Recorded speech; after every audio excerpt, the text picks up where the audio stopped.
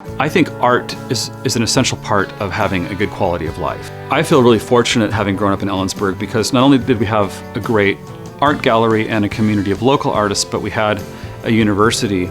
Many times I saw groups like Soundgarden play at Central, Faith No More.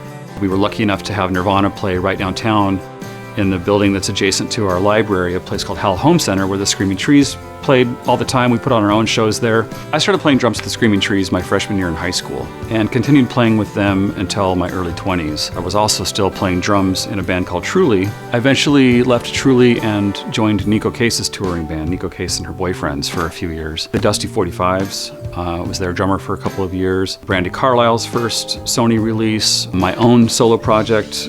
Everything was going great for me. I was engaged with my now wife, who was living in Yakima, and we were engaged and trying to decide where we were going to go, and started looking at Ellensburg as an attractive possibility. And that was a couple of years ago, and moved into a house that we love. And now the time that I devote to my hobbies seems to be translating into an income that has greatly increased my quality of life and allows me the luxury of going to Seattle as often as I like.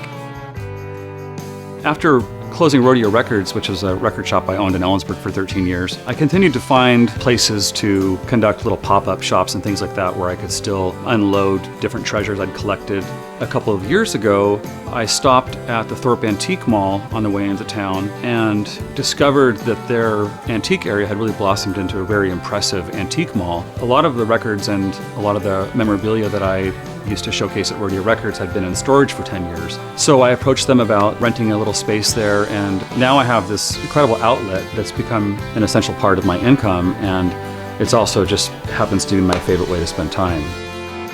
Living out here, there's a lot of that opportunity to network with people all over the state that are like-minded and that are doing, interesting things. And I really, for many years, was under the impression that you had to move to the city to meet creative people and forward thinkers and progressive thinkers. And I'm discovering more and more that many of those people put those ideas to work in a place where they can afford to get creative and afford to get adventurous.